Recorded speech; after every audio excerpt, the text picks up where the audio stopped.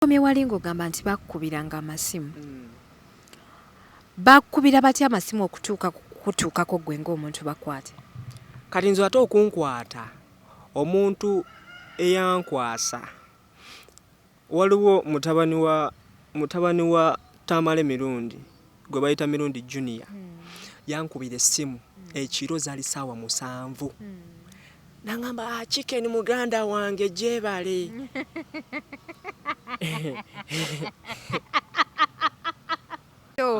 Sawa 7 gw'ekiro olwonga mwali mumanyiganye gwe naye. Nze Tamale Mirundi Junior nali simumanyi wabula nga mulaba ku Facebook nga bulaba blog abalala bendaba bajjajja Ichuli baani. Jjajja Ichuli yafa wabitegeera.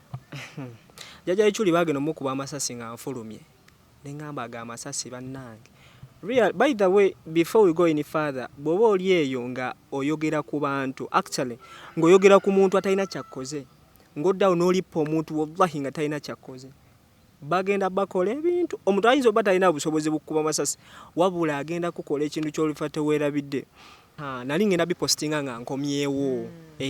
Kati saawa zaalinga 8 Junior ntuuka kwa Kashiya mukubira mugamba daddy oliwa angamba kakati chicken ndiwa mbadde ndi mu minister's office naye nindamu nengamba Junior kankuli nenyimirira olaba waliwo share eri awo wakati Kashiya wano Cafe Javasi then waliwo petrol station eri awo kati store oil kati akomuka kubo mwenali neninda Junior ngajja ngendo laba jja yali ayambadde jean n'empale ya ne sati ya black najja nasoka yingira mu Cafe Javasi namala naafuluma kati bwannamulaba nze omutima gwankubirawo nemmanye no setup bankutte kati ebbanga kati nayo tukutte tugenda fenna ekyo bakikolanga kwagala kufuula nti Junior si yakuteze.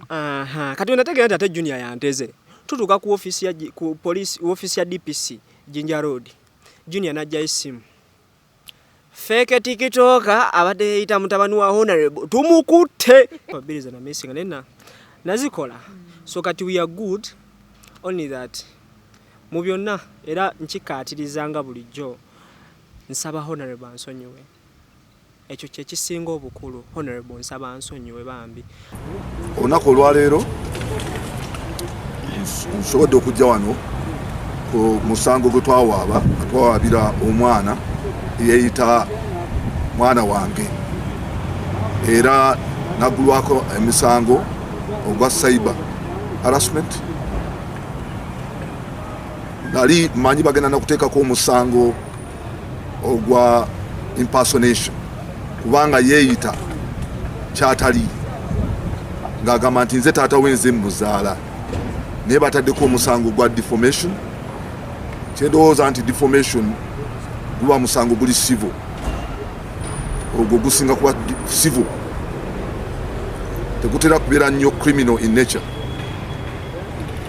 Ogwa defamation agukkiriza ogwa cyber harassment n'agaana ogukkiriza naye nze kyensaba era kingenda okusaba bongereko count endala eya impersonation kubanga yeeyita kyatali siri taata we ensi yonna neryoka entwala nga taata we nga omwana museegu lwange n'olwokuba nti kooti leero omusango yingidde mu kooti sijja kunyumya details kubanga guli mu kooti naye nga kooti omusindise agende ku remand paka ennaku z'omwezi 23.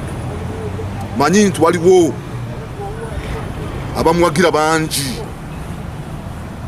naye nsaba buli muzadde atunuulire buli mwana we kyakola kubanga kino kyakulabirako kinene nti enkya bakikoze nze luli bajja kikolago leero bakikoze nze enkya bajja kikolago ebigenda mu maaso mu baana baffe nga watunudde n'otunulira mu masimu gaabwe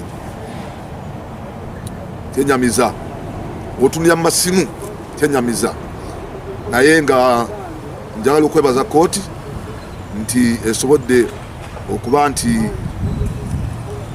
muteeka ku remand kubanga manyi ekintu kimu nti racket nene nnyo racket nene ndabye ekibayita balooya bangi nnyo ababadde emabega w'omwana ono naye nga ebikolwa byakola si bya buntu sibya abalungi abali ku HK Media enze Hadija Kigozi mbeerawo nnyo mu life experiences and adventures. Olunaku olwaleero ndina omwana omulenzi omuto. Omwana ono mwamulabako video ye ya trendinga nnyo ku TikTok okwo nga bagamba nti Honorable Nzakawa East omukulu bali mwezo amusibye olw'okwetekako identity nti Yekitaawe. So olunaku olwaleero ali wano amaze mukomera okumala omwezi mulamba weddu poza ate ng'emisango gikyagendera ddala mu maaso mu kkooti. Tusazeewo tubeere nga tumukyaza ate tuwulireko ku mboozi ye yajja atya okubeera nti nno abantu bamuteekako ekifaananyi ekyokuba nti bagamba nti ye obe okufaanana si Luganda by the way naye abantu bagamba nti omwami oli n'omulenzi ono balayika ndowooza bayinza okuba balinawo Oluganda ekitasanisa Honorable ate nabeera nga mutwala mukomera. Tuzze olunaku olwaleero okuba tuyitamu mu mboozi ye njagala okubebaza nti mwebale nnyo okutulaba baganda baffe aba Platinum Wellness Spa bateekamu omusayi okulaba nga sheetambula bulungi. Mwabaagalana osobola ogendako ku jacuzzi yaabwe ennungi nnyo n'ogi experiencingako so ogenda mu sauna mu steam bath n'obeera ate ng'oenjoyinga a VIP treatment. Basangibwawo off Lumala access okwingira n'essomero lya Teletubbies poza ate ne Konge Buziga. Baganda baffe aba Star Fever bakugamba nti batwala abaana e Bulaaya okukola emirimu egy'obwankuba kyeyo beera nga bakubirako ku namba y'essimu gy'olabaawo wammanga poza ate nga naba Global Links Limited bano bali awo India bakugamba nti deliveringa from India to Uganda abagala medical equipments abagala eddagala abagala ebintu ebyenjawulo beera nga bakubirako ku simu z'olabaawo wammanga basobola okuba nga bakuyamba. Nsanyusa okulaba kale nyabo nange nsanyusa okukusanga sirina tabo ndi bulungi amannya go ggwani mpulidde bingi ebikwogerako ku internet Platinum Wellness Spa offers therapeutic massage services complimentary with sauna and steam bath for your full body cleansing. You can now get a Swedish massage, hot stones, sport massage, aromatherapy, salt ability hot stone therapy, Moroccan bath hammam, jacuzzi, and many more therapeutic massage varieties. We are located along Lukuli Road near Teletubbies Primary School, off Lumala Access, Konge Buziga. Call us on 0708 842 821. Platinum Wellness Spa, here to take care of you. Star Fever Uganda Limited, kampani ekakasibwa gavumenti okutwala abantu ebweru, yeetaaga abalenzi n'abawala okukola mu ggwanga lya Kuwait nga ba cleaners, waiters and waitresses, wabula ng'emisaala mirungi ddala. Jjukira nti balondoola n'okufaayo ennyo eri abo be batwala ebweru. Okumanya ebisingawo kuba ku nnamba noti 764 174 527 oba noti 74 noti 672 684. Basange ku offices zaabwe ekitende ku Mwenda Entebbe Road. Amanya gange nze Katongole Anthony naye nga abangi bamanyira chicken. ng'ate obadde ontolera salaamu ng'olinga ng'omusiraamu.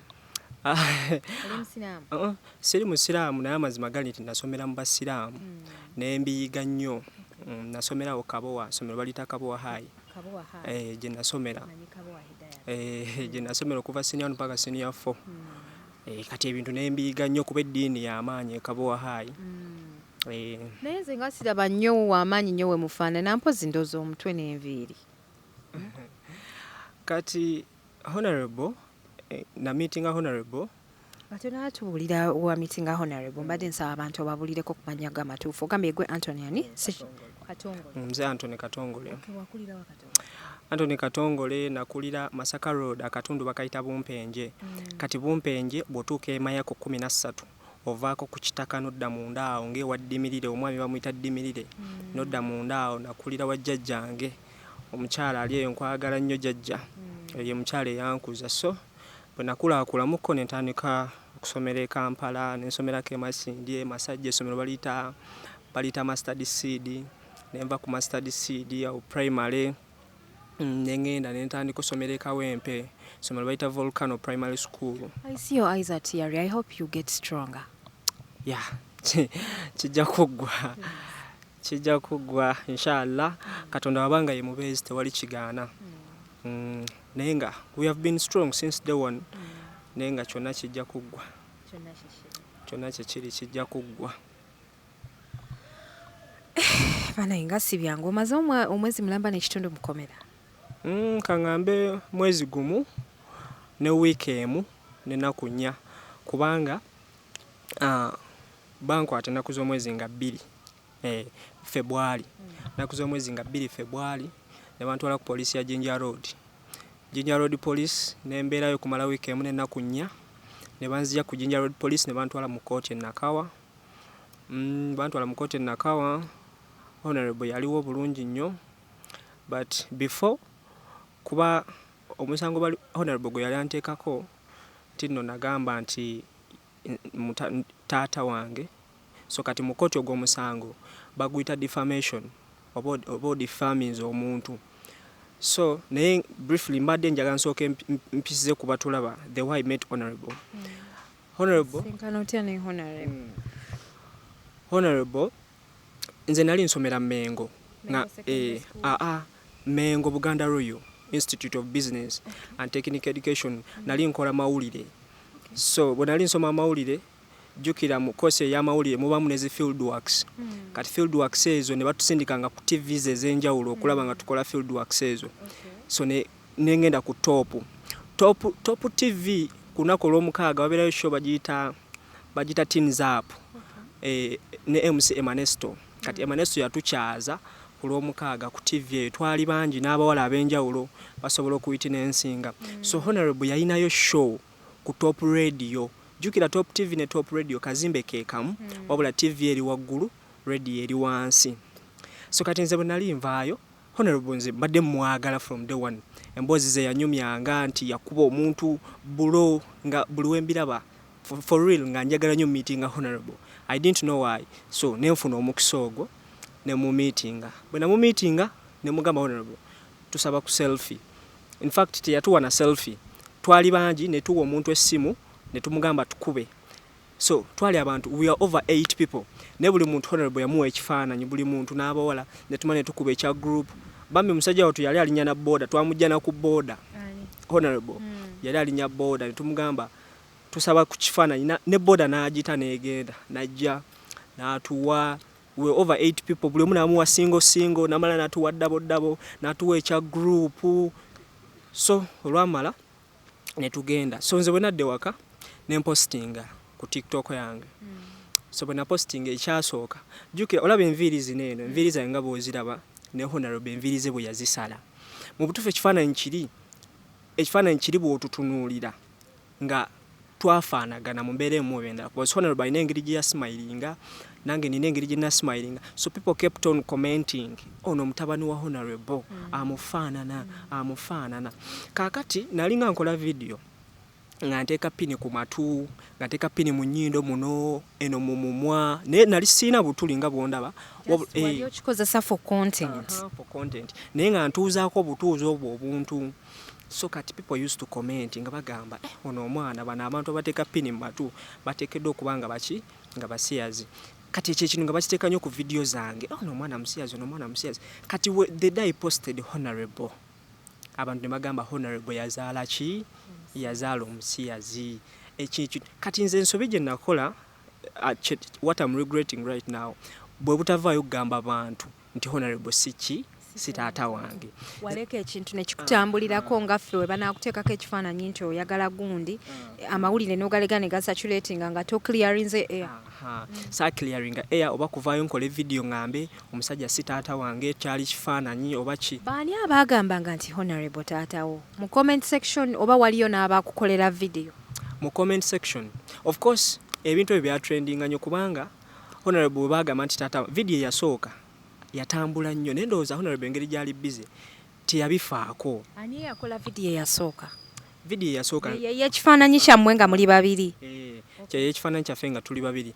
Then mba ndi awo ngenda olaba abantu batandise okuzistitchinga nga oli akwata video n'agistitchinga n'agamba honorable walimu ezo nsubugalo na DMP Nakawa East yazaala omwana ate ebyo ebintu tetubyagala mu Uganda omwana musiyazi.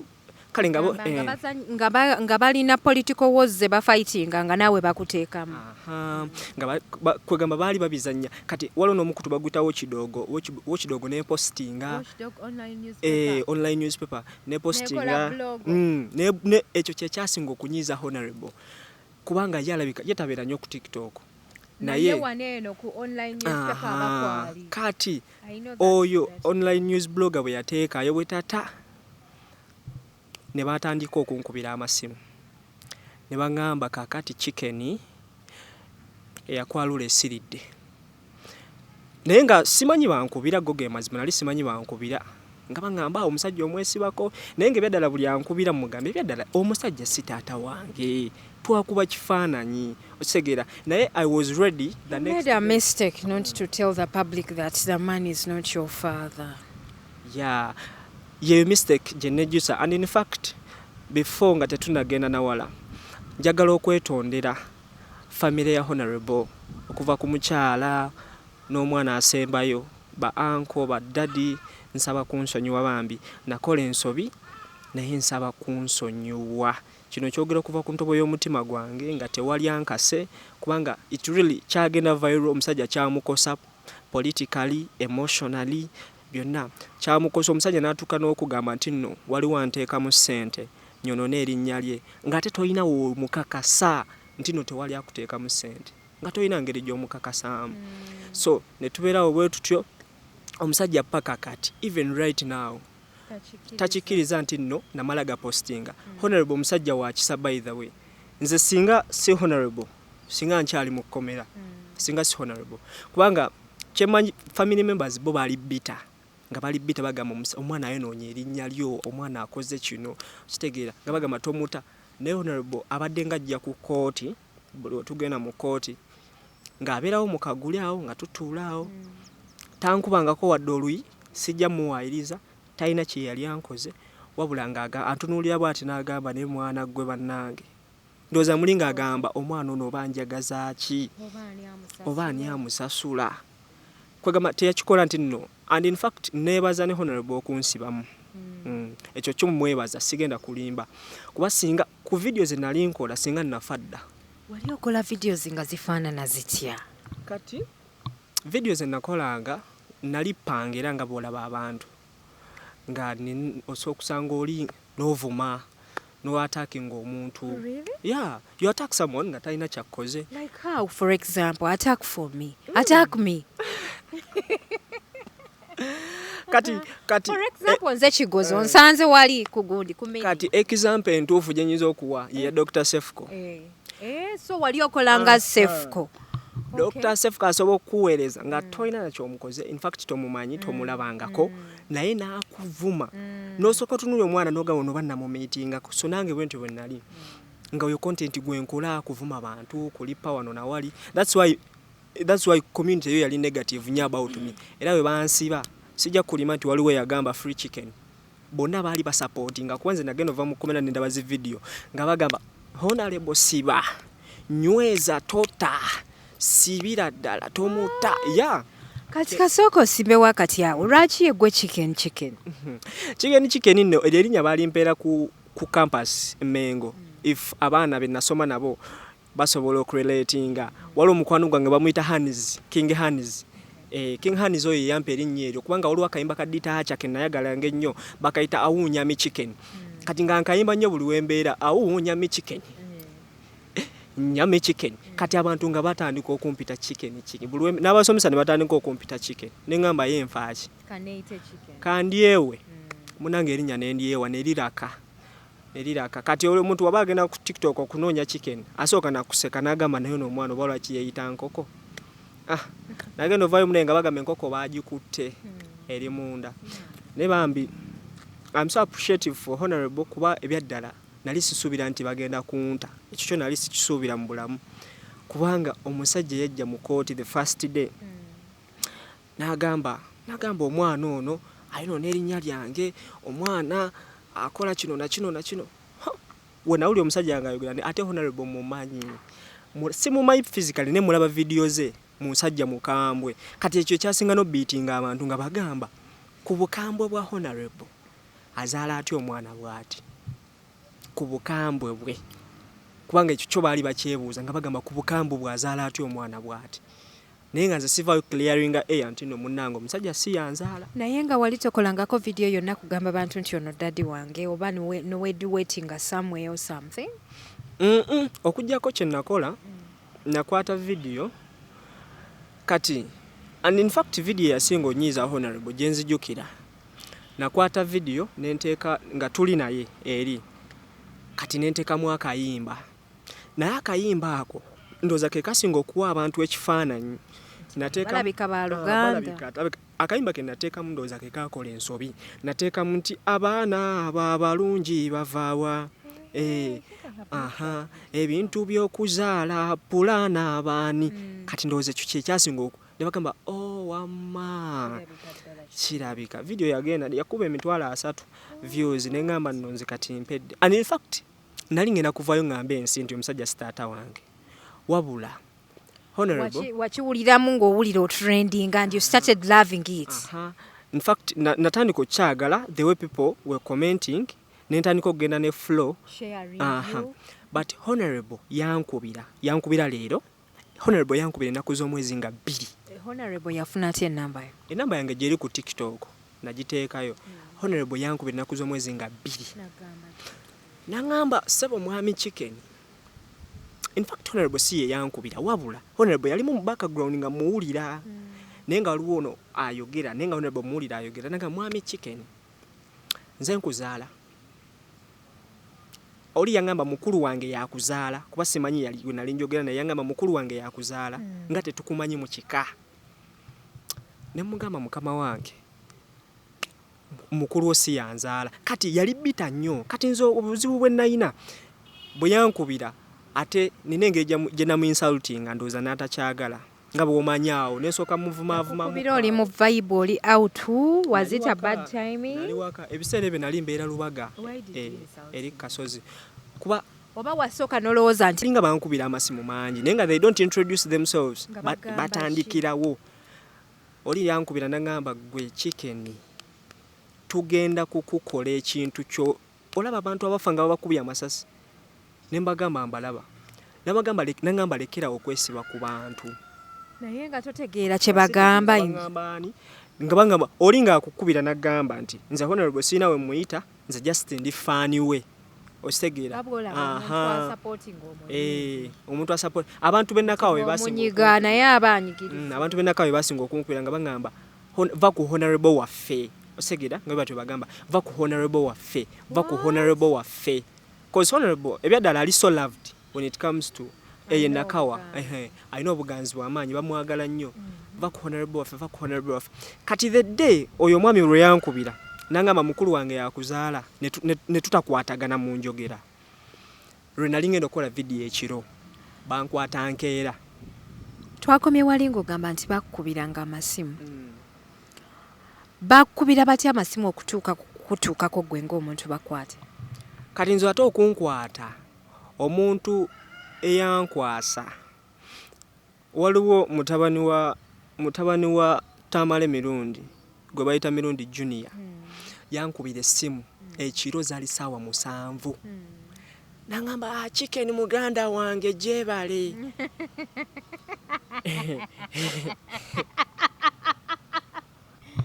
ngakukubira ekiro ssaawa 7 ogw'ekiro olwo mwali mumanyiganye gwe naye nze Tamale Mirundi Junior nali simumanyi wabula nga mulaba ku Facebook nga bulaba blog abalala bendaba bajjajja Ichuli baani jjajja Ichuli yafa wabitegeera jjajja Ichuli bagenda mukuba amasasi nga nfulumye nengamba aga amasasi bannange by the way before we go any further bwoba oli eyo nga oyogera ku bantu actually ng'oyogera ku muntu atalina kyakkoze ng'oddawo n'olippa omuntu wallahi nga talina kyakkoze bagenda bakola ebintu omuntu ayinza oba talina busobozi bukuba amasasi wabula agenda kukola ekintu ky'olifa teweerabidde so munnaye Tamale Mirundi Junior nga nkubira chicken muganda wange jebale ne mugamba kale nawe jebale omwana ayogera akati Tamale Mirundi yennyini jjonna ayogera for over 30 minutes nangamba ngolwo munyumya ku biki yangamba chicken page yeyo njiraba njagala onkubira akalango ate nga ye yasinga following gwe yasinga following nanga nyankubira akalango ku page yeyo ne mugamba nangamba kakati ekirala njagala nakutwalako out oyogera ebintu ebinyumira ngolwakuwa example ya video kijo wayogera ebintu ebimunyumira Junior ati kati nakolanga video nyingi olumu waliwo omuwala yalinga eyo yali Saudi omuwala balinga bamuyita Esther and in fact takyaliko na ku TikTok. Omuwala oyo nga muvuma nnyo ate nakozesanga nnyo ebigambo bya pressure 24/7. Byavuma abantu olinga akabasito kembwa ebyo nga mbikozesa nnyo so kati nga njagala nnyo ebintu byoyogera njagala kutwalako out ne mugamba out wa nangamba Cafe Javas wano nga ku Akashia ne mugamba Cafe Javas awo waliwo abantu bangi Junior sigenda kusobola nze golaba nina ebizibu byanga abantu banoonya nakola ebintu byotayinza nakutegira kuba namugamba truth ne mugamba face to face ne mugamba nze sebo banoonya nze golaba nangamba antofayo oline Junior oline Junior kyenakola nenkwera ku macha nenyambala nenekubye ebifaananyi nakuba ebifaananyi nga ndina wake ebifaananyi ebisabi posting na biposting nenyambala nenyenda ebifaananyi wali weekubya wakanga weekubya byaki ng'ogamba ogenda bipostinga ng'okomyewo nali ngenda bipostinga nga nkomyewo kati saawa zalinga 8 Junior ntuuka kwa Akashia mukubira mugamba dadi oliwa angamba kakati chicken ndiwa mbadde ndi mu minister's office naye nindamu nengamba Junior kankuli nenyimirira olaba waliwo share eriawo wakati Akashia wano Cafe Javas then waliwo petrol station eriawo kati store oil kati akomuka kubo mwenali neninda Junior ngajja ngendo olaba jja yali ayambadde jean n'empale ya ne sati ya black najja nasoka yingira mu Cafe Javas namala naafuluma kati bwannamulaba nze omutima gwankubirawo nemmanye no setup bankutte kati omutima gwakugamba batya nti nno bakukutte mwali mwogedde ebbanga kine Tamale Junior Tamale yankubira kiro na mu meeting misana and in fact gwe mulundi gwo gwali gusooka okukubira ate no mu meeting enkeera gwe mulundi gwali gusoose kati gangubulira ensonga lwaki na meeting Tamale wali olowooza mugenda kukolayo selfie nali ndo ng'ovudde ne ku selfie sijja kulimba ebyo bya selfie byonna nali mbisuubira naye namubuuza nga sinaje ne mubuuza Junior bwenzi onakkiriza tukwatayo aka video nangamba chicken nkubuulira mazima tetugenda kwata video yonna ne mugamba kati nenesikamuko kati nengamba asigenda mu meetinga kati nenkubira chali wange nemugamba Junior ngambye ngende mula nangamba hoyo Junior taina tabo Junior taina tabo in fact mukwano gwange nengamba ize nemunaye nempuba obupale navaawo waffe Lubaga nempuba obupale ufu boda kuchu paka kwa Akashia paka ku Cafe Javas kati Junior we namulaba nangamba kakati muganda wange wano tetugenda genda w'abantu bangi tugende mu Akashia netugenda mu Akashia kati Akashia bw'ogiyingira ene manju waliwo wano ka KFC ka Akashia waliwo KFC awo nenyingira munda nentuula kati bwe natuula we nategerera nti katego nemmanya nti kati nze mpedde sikyalina kyakuzza Junior kwe kusituka nangamba kangene nkole order nemugamba Junior yitaawo gundi weyita bakuwe ebintu byoyagala Junior na kangene nkole order muganda wange tontya Junior nasituka nagenda bwe yagenda aba yakasituka bwati ne wajja abasajja bana nga balina empingu omanyi ebintu byenali bambi honorable yali alowooza ndi muntu w'amaanyi okusinzira ng'amanyi waliwo omuntu anteekamu ssente nnyono n'erinnya lye era reinforcement yajja nga y'amaanyi ssemu nga balinga bazze okukwata omuntu ne bajja ne bankwata kati we bankwata na resistinga ne ŋŋaana omusajja n'aŋŋamba chicken nja kukuba oluyi ovemu amannyo eno sayidi yonna egwe wali nenti asinza atalina criminal record yonna nensooka nkanka n'empalaawo ne Junior ne bamugamba sebo Junior you arrested olina ono fugitive tubadde tumunoonye ebbanga kati nayo tukutte tugenda fenna ekyo baakikolanga kwagala kufuula nti Junior si yakuteze kati wenategeera nti ate Junior yanteze tutuuka ku office ya DPC Jinja Road Junior najjayo essimu feke tikitoka abadde yeyita mutabani wa honorable tumukutte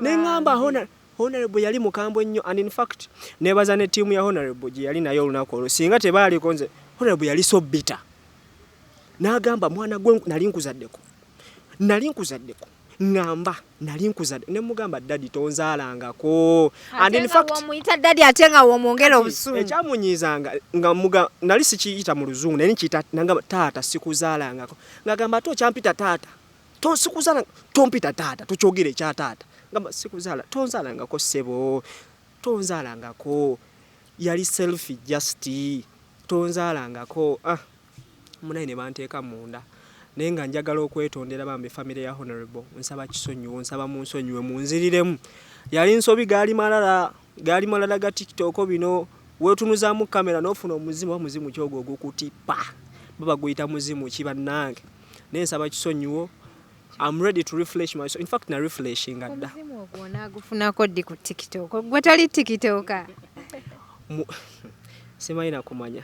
Naye so kati awe tutuuse Honorable ye talina buzibu gyendi era in fact Honorable nze we talk sijagamba nti we talk but bwe manira kyenjagala omugamba musindikira message ku WhatsApp abula ye tazza akiwulira bw'aba ali free nankubira kitegeera era nze bwe navaayo mukomera nga bampadde bail namukubira essimu omanyi okubanga omuntu nali sisubira nti agenda kunkwata yankwata nangamba nambuuza ani ono nemugamba nze chicken nangamba kakati chicken kakati chicken kale nga nebigambo bibuze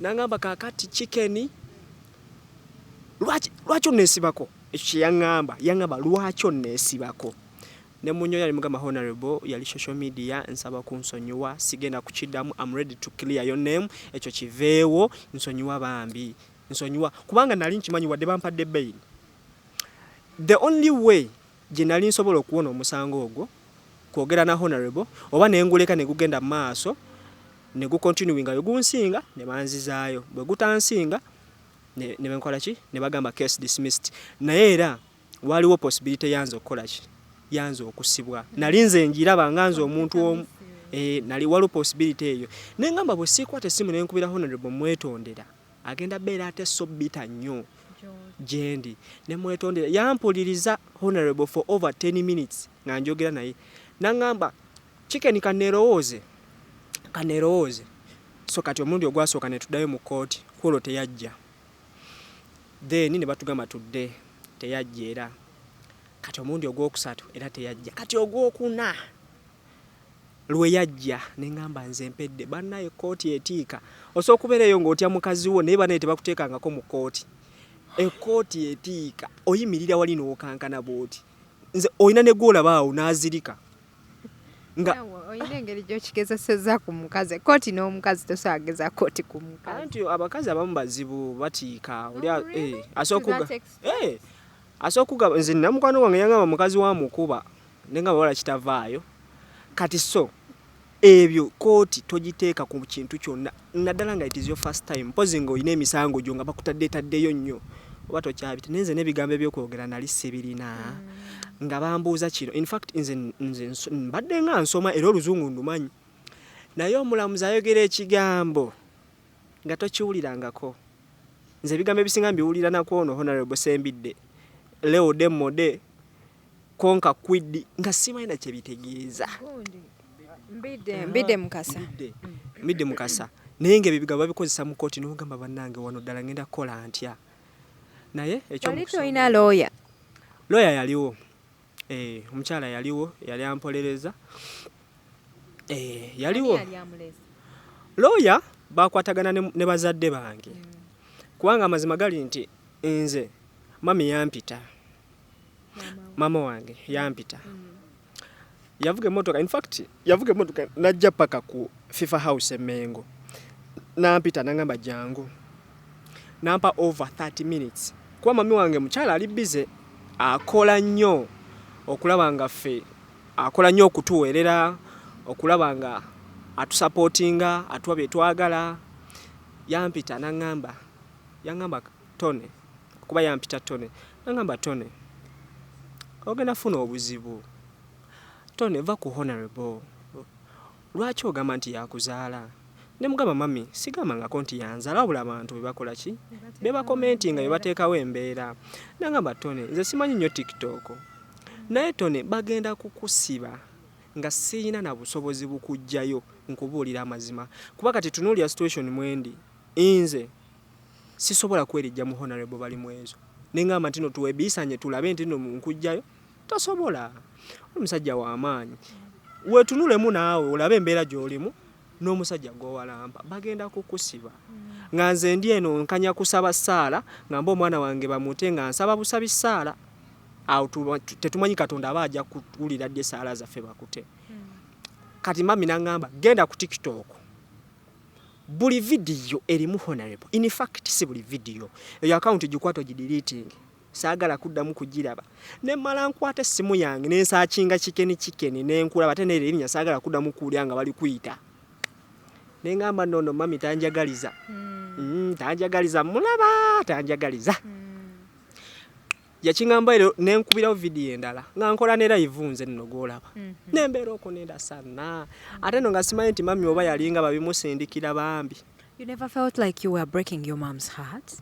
Nali mu breaking ne bambi sijja naku kuba mami waffe bambi mami wange ambeereddewo sijja kulimba nze mami wange ambeereddewo from day one ambeereddewo mukoze ebintu bingi naye nga ajja nsonyiwa bambi naye yatuuka kweryesa nangamba Tony bagenda kukusiba nga sobola kujjayo kye kisinga okunnuma oyo omusajja gwewerijjako omusajja w'amaanyi bagenda kukusiba nga siina wempita wadde era bwe bansiba saamukubira I didn't call her saamukubira simu okujjako nakubira taata wange kuba yanyanguyira taata wange ye kale tuli free tubonga osegera like your friends with your dad.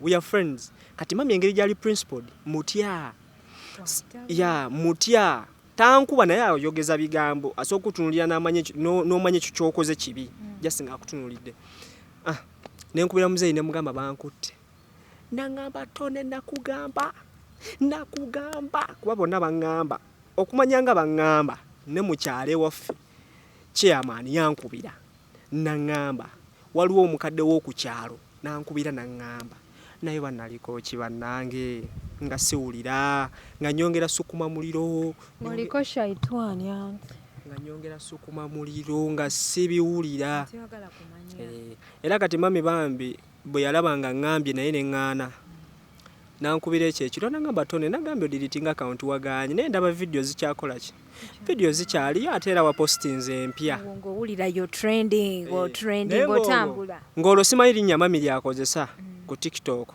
nga ndinoonya mu blocking nga kyennoonya naye nga limbuze kati lumu mampita ayita banene balinde bamundeetera nengamba baasi nakulindanga ne mukoonamu ne mu blocking nga takyabiraba byempostinga naye ate bwe bankwata nali ndowooza ku bantu babiri mami wange na dadi wange.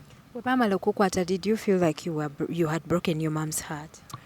Ya nakifiiringa nti mu breakings naye saakifiiringa nga nkyali ku regional police nali nkimanyi bagenda kunzijawo nali nkimanyi wano sisulawo nze for the first thing nga nakajja nali manyi wano sisulawo bagenda bakusibirawa basibira ku police ya Jinja Road nga manyi ne twali waggulu eyo CID nangamba mwana gwe okyali muto akiweretera ebizibu lwaki okwata ezo video lwaki bajja kutta bajja kusiba bajja kuloga bajja kukola ekintu stop attacking people si kirungi nga nze ndaba ne DPC tanjagaliza ate era nga nkwatibwa nga nze olwomanyi kuba nali sigenda nga koluzira nga luzira mpulire bwe nasulawo olunaku olwasooka olwokubiri olwokusatu ne mmanya nno kati wano siri wakuvaawo naye muzeeyi wange bambi nga following up nga ajja nandetera ku mmere nga ajja nakola ki naye nga mami wange tajjaawo teyajjawo lwakuba nti tanjagala wabula mami wange munafu ndoza yali ajja nakuzirika ndoza dadi yagamba don't come dadi kati nga yajjaayo abeerawo ne ku kooti dadi yajjanga naye mami nga namukubira nga ndyeruzira cause truth be told nze ruzira saalya ku mmere yaayo ebbanga lye nabeerayo mami wange yali asponsoringa yali nga ampa ssente nga nsindikira ssente ne bangulira emiceere biki saalyako naye just nti embeera nga yo tosagibeeramu n'okola ki okwebaka kubi besides mmere n'agenda ogikufumbira olina omunoonya kwegamba byalinga process yalinga mbi nnyo era bwe navaayo bwe nti nali nsigaza mutwe ng'eno kuba nze olwedde nagenda mukomera nga ndi mutono kati ate era ku butono bwange nyongereko buli obutono bw'okusula ku seminti n'enkoganga amagumba ogalaba omutwe nga amaaso nga gavuddeyo bwe gati era bwe navaayo naye nsooka mbeerako mu nju ebbanga ne ŋŋamba kati wano nina kubeera mu nju nga sifuluma kuba nali ndabika bubi nnyo. Wava mukomera wasooka n'oddayo wa maama wo? Bwe nava mukomera nadda wange. Wali olina room eyo? Nze mami wange yali ampangisiza kubanga nali nsoma kati mami wange abeera wala okuva we nali nsomera. Nali nsomera Mmengo naye nga mpangisa awo bayitawo Kabuusu. Kati ng'okuva e Kabuusu paka Mmengo wali kumpi nga tesobola va Kisaasi buli lunaku ngende Mmengo nga tekisoboka. Awo oba nga sobola va eri mu kyalo Emaya buli lunaku. Kati mami wange n'aŋŋamba kankupangisiza awo wobeera ng'ova ogende nga ku ssomero. Tsiniya. Era bwe nava eri najja straight wange ne naaba eddagala ne nsabako kubanga eri baatuyigirizanga n'okusaba eruzira. Mu butuufu eri woba tosaba kwe oba toliyiga. So ne nsabako ne neekiliininga ne mbeera mu karuumu kange. Mami wange yali akimanyi nti bantadde. So mami ne munoonya. Ne ngenda waakolera ne munoonya bulungi nnyo. Ne tukwatagana ne mwetondera byonna. Mami ali so welcoming. N'aŋŋamba kaakati nno ggwe mwana ggwe ebyo ebintu by'olimu ebyaddala. N'aŋŋamba this is the last chance I'm giving you. Yaŋŋamba Tone, you're over 18 cause nze nina emyaka 23. N'aŋŋamba you're over 18 ku myaka gy'olina sirina kuba nakubanga nkuwawadde 10. So I don't have to give you anything ku myaka gy'olina. You're beyond emyaka gye nnina okulabirira kubanga waliwo ne batoobo. So I'm giving you the last chance. Boddamu bakutadde when you attack the honorable again. N'okola ekintu kyonna Tone sikumanyi tomanyi kubanga nange bajja kunkwata bajja lowooza nze nkusindika n'okusindika. Sikumanyi tomanyi wona ddamu n'obikola. Ne mpuliriza ku luno nali so attentive ne mpuliriza era saabiddamu. Era mami wange we are in good terms. Ankubira mukubira twogera we are very fine. Tetulina problem yonna. Ne daddy Bannange nga si byangu abaana ba tiktokers kansubire mu mboozi wa mwana munnamwe Tony mugifunyemu. Abantu bangi mbalabe ku TikTok mugenda ne mwesimba mu bantu omuntu n'akufiirako surprisingly n'abantu abakulu omuntu omukulu naye najja ne yeesimba mu muntu. So guys ndooza kansuubira kino kisobola okubawa ekyokuyiga. Omuntu asooka okubeera nga talina kyakoze naye n'akola ekisingako. So kateeberezaamu obudde bwonna bw'ospendize mu kkomera yo a university student. Simanya bakwano bo bakoladde ebibuuzo. Tozze mabega. Ebibuuzo baabikola naye nze I missed only 2 papers. Did you go back and sit for them? Ogikola fine naye ereba retake.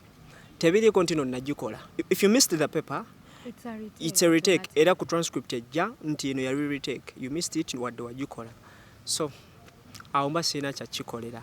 So paper bills na missing nena nazikola.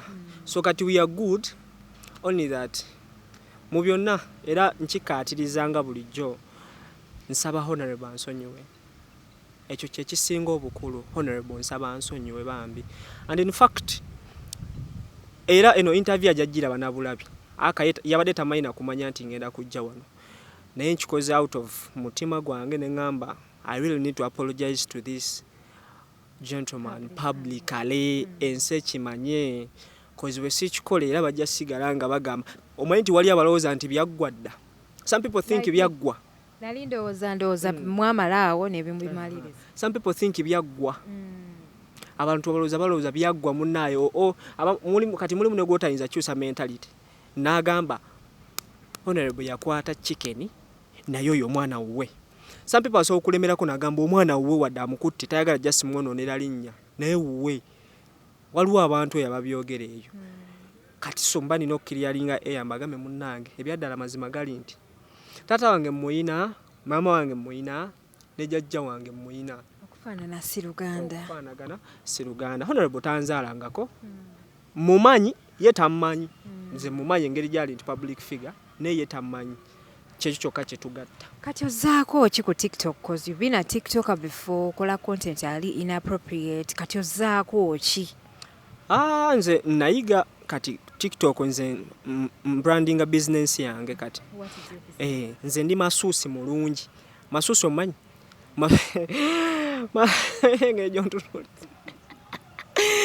Ndi masuusi. Masuusi ye muntu akola massage. Nkolera ddala massage. Wadde bye nasoma si bye nkola naye nga naddayo atera n'enkola n'ensoma massage. Naye nga simusomera mu university namusomera mu spate ya muntu mulala. Kola massage. Ndi masuusi.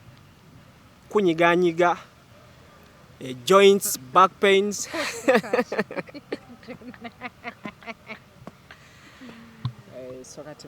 Omulimu gwo si mubi, but you have to be careful. But anyway, webale kuyiiya, webale kukula, situation webale kubaako nakyo gizeemu. So kati TikTok yo wagiviirako ddala wakita? TikTok teviikako kubanga TikTok eyo giraba ez'okufuula omubi ate ez'okufuula omulungi. Nze nayiga ne ngamba TikTok eno kanve ku bantu abula kantandike marketinga business yange. Era video bweraba abantu 100 temubulamu bantu 2 inbox nga nagamba njagala massage ndagirira nzije kuba tubafuna wetutyo kitegeera. So nengamba why let me not attack people kankole byange. Nze era oline bwanvuma video zange zibeerako omuntu akuvuma egambo n'omugamba thank you. Kati nze ntya n'okutya okumuddamu ekigambo kino we banzizaayo leka gwe. nayiga essomo munnange. Bw'otayiga ng'ovudde luzira oba togenda kuyiga obulamu bwo bwonna. Obulamu Mukomera bwali butya? Mwabeerangayo muti eyo babagattanga mwenna kirindi mwasulanga ku seminti mutya? Teri waliyo emifaliso? Luzira abantu bawulira luzira naye luzira bw'ogiyingira okuyingira luzira kyangu naye okugifuluma kyekizibu kyangu. Kati olaba ne bwoba oli katimba justing osemberedde katimba ke luzira omusirika akugamba ebigambo 2 either vaayo wakuba essasi kuba bamanyi ogenda tutoloka bo tebaagala muntu atoloka. Kati tusula mu waadi gye nalimu yalimu abantu 2 mwe nali nsula naye babapanga kye bayita ekigaali ebigere byoli bibeera ku face yo gwe naye nga feesinze eri gwe feesinze eno. So omutwe gwe guba ku face yo omutwe gwe guba kabinako bwe babapanga we batyo line pakeri we mutwe mwebaka. So abantu era gubanga omufaliso nga muwanvu nga gukomere? No, si ku mufaliso wansi waloge bayita amalaazi. Eruzira basula ku malaazi. Amalaazi kibanga kibulangiti naye oso kikola kino ojjamu enfufu n'oyala. Kati kiringa kikapeti. Kati eruzira waliwo nga wonalaba kati waliyo RP Boma, waliyo RP Ward, waliyo Katikkiro, waliyo police. Abo bonna basibe naye nga bali muffe okutukwatisa empisa. Era luzira bomenya amateeka bakutwala wa police nakukubirawo embookozo ate tebakuba kabina bakuba wansi mbigere no muntu mbwe gye bakuba jukira embooko y'omu kigere beeto kyalinga bwongo naye neyo kabina ekuluma bulumi naye eno eba ya bwongo. Ngabi amaziga ku mwana. Oba abaana abalala abali ku TikTok nga ggwe nga nabo bakola content ali inappropriate. Ne before them kansoke kwebaza ggwe. Ngenda soka kwebaza omukyala Dija na Kigozi. Wallahi tankalubiriza. Kigozi tankalubiriza mu wadde. Sijja bagamba nti nno yanoonyeza nze namunoonyeza. Anti omuntu bwambuulira ku mboozi ye ngeri touching banjagala ensi egiwulire. Naye I'm so appreciative. Kati omuntu yenna ali eyandaba kano kalowoozo ka lunaku. Kola bibyo va ku bantu. Nze kyendabye nkirabye abasajja basiba. Bw'obanga togenda ngako luzira tovuma abantu. Kati lwaki tofuuka motivational speaker? Nakyo kijja kuleetera views. Abannayuganda tebaagala muntu ayogera sense. Gwe bw'otandika okwogera sense oli ascrollinga buscrollings naye gwe gamba twayiseeko dda oyimbe pate endeka. Video ya Sefko ng'asoma Quran. Video ya Sefko ng'asoma Quran yafunye abagiraba 3. abantu tebabyagala olina kwogera bibi yogera bibi vuma bw'onaavuma ejja kudduka misinde era mwabo abanagira mujja kubeeramu akomentinga oli wakabiddadi onvumira oli luno ayi ne bateekako weemoji kate buli we bakomentinga ku vidiyo yo ogamba nzaaliko naye nze ate nina abantu benda babakola content ku TikTok okwo nga tebavuma nze omuntu gwemba respect ku TikTok ne ngamba ono ne bwangamba vaawo genda Miki Sims ne bwangamba yita wano mpita wali omusajja ali so organized ebintu byakola so Miki alina omukisa naye buli muntu amwagala newankubadde nga alina content omulungi koza abantu bangi balina content omulungi teri aboogerako kimanyi. Anyways, banaye mutukirize tubasibule olunaku olwaleero sigenda kubanga mbalwisa aba Global Links bali awo India bakutikkira ebintu okuva India paka Uganda nga muno mwe muli medical equipments eddagala buli kyoyagala mu India bajja kuba bakikolerako bulungi nnyo nyiri ddala. Baganda ffe aba Platinum Wellness Spa bano be bakola massage asinga okubeera omulungi ate nga bakola kuba VIP balina VIP treatment genda yaawo konge buziga noyinza ogendako mu jacuzzi ate n'osobola okubeera nga ki nga oyimirizaawo obulamu butambule ddala bulungi nnyo. Banaffe aba Star Fever bakugamba nti bo batwala abantu e Bulaaya okukola omulimu gw'obwankuba kyeyo banoonyeeko mu kavidiyo akukola bawo wammanga. Yenze HK Media Hadija Kigozi Jona ku kamera mweraba. Platinum Wellness Spa offers therapeutic massage services complimentary with sauna and steam bath for your full body cleansing. You can now get a Swedish massage, hot stones, sport massage, aromatherapy, salt ability hot stone therapy, Moroccan bath hammam, jacuzzi, and many more therapeutic massage varieties. We are located along Lukuli Road near Teletubbies Primary School, off Lumala Access, Kongebuziga. Call us on 0708 842 821. Platinum Wellness Spa, here to take care of you. Star Fever Uganda Limited, kampani ekakasibwa gavumenti okutwala abantu ebweru, yeetaaga abalenzi n'abawala okukola mu ggwanga lya Kuwait nga ba cleaners, waiters and waitresses, wabula ng'emisaala mirungi ddala. Jjukira nti balondoola n'okufaayo ennyo eri abo be batwala ebweru. Okumanya ebisingawo kuba ku nnamba noti 764 174 527 oba noti 74 noti 672 684. Basange ku offices zaabwe ekitende ku 9 Entebbe Road.